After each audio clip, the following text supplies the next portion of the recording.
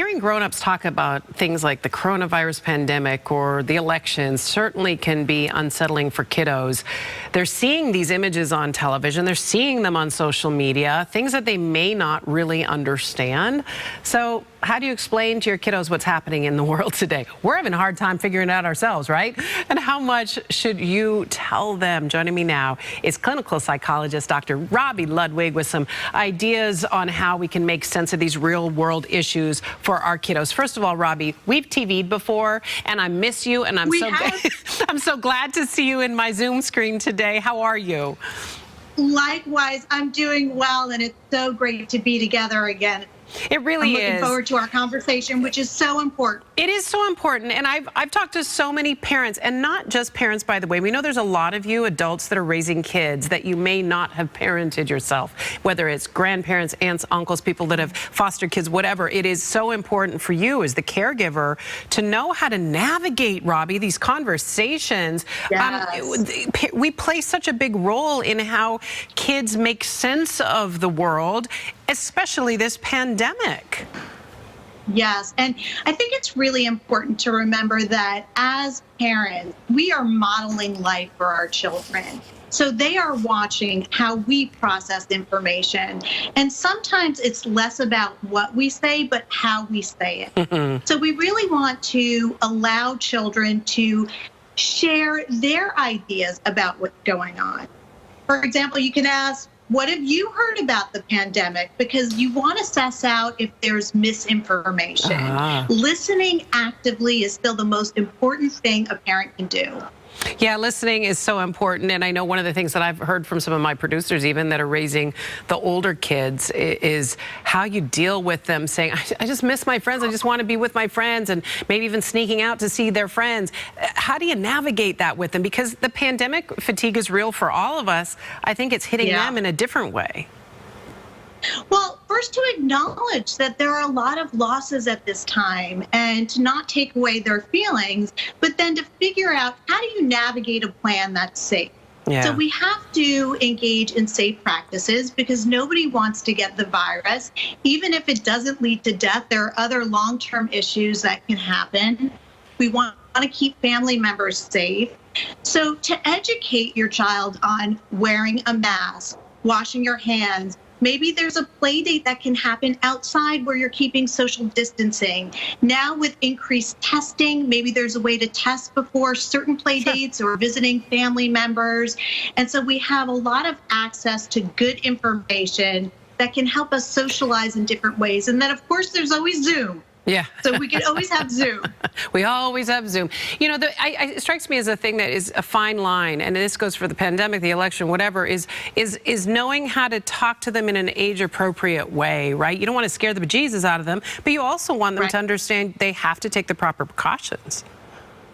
Right. And so I think it's also important to keep a sense of hope and to let them know that this is not forever, that they are living during an important time in history, maybe even to give a brief history lesson, right, about the Spanish flu and how people got through it back then. Sure. And what changes they can do to make their world feel safer and more connected. So you can always throw it back onto your children and see what creative ideas they have about making everything work in their life as we get through this together, and to remind them, we will get through this together. This is not forever. The whole world is working on a vaccine. So it's just getting through each day at a time. Well, and a lot of those ideas actually translate well to the conversations you might have with them around the election, right? But then there's some added stuff too of making sure that you're not, I don't know, you're allowing your kids to see what you're experiencing, but managing also not to infuse your own feelings into them, right?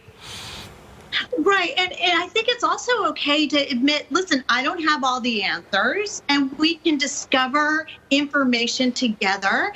Sometimes kids have a different idea about politics and you want to hear about their ideas. Sure. This is especially true for teens and college students. They have very distinct ideas about what's going on in the world. What's most important, I think, is to look at the big picture so that we don't demonize people who have other points of view, that we stay curious about somebody who may have a different idea about the world and how things should operate. We learn how to compromise, and we also learn how to be active in terms of our own civic duty. I feel like they need you in Congress. I feel like they need you in D.C., Robi. Like, let's send you there just to do a real quick recap on some of the things about reaching across the aisle. And also another thing, if I can add to it, because, you know, we like to do that as in journalism, is that teach them about how to find reliable sources of information, right? Reliable news, and help them understand the importance of that at a young age. Okay, I want to talk about mom and dad have to share the news that one of them or both of them have lost their job. That's a conversation that needs to be had because they need to know the reality at home. How do you manage it? Right. Well, for parents, they need to deal with the intensity of their emotions with the fellow adults in their life. So a significant other, maybe other friends. And then by the time that you present it to your child, you want to have control over your extreme emotions, because if you reveal crying or you can't breathe, that's going to frighten children, and we don't want to make them anxious. But it is good to tell them about what's going on, because children sense what's going on with the family. So to state, I'm losing my job, but I'm going to look for another job. And during this time, we may need to make some changes as a family, but we will get through this. Maybe we won't go on an extra vacation this year, but we could do something else. Or maybe we can't go out for dinner as much. Or maybe we just need to tighten the belt, but we will get through it. So I think it's underscoring the reality and that you have a plan in place. Kids like to know their parents have a plan in place, and to keep their routine as structured as possible. So continue to wake up at the same time, take them out to the park, and just keep in mind that they can get through it if you can show them that you can get through it. We model that. You said it at the outset. We model our behavior for our kids. They see a lot. They're sponges. They notice how we're feeling. And sometimes we don't even notice how they're feeling. Here's the other thing I wanted to end with lastly. Just, you know, also watch them, because there's a lot we can learn from our kiddos about the joy they see in small things, their innocence with things. I think that's something that we adults can feed on. Robi, Ludwig, it is so great to be with you again. I can't wait to chat with you again on other issues. Thanks for helping us navigate this, darling. You gave us great tools today.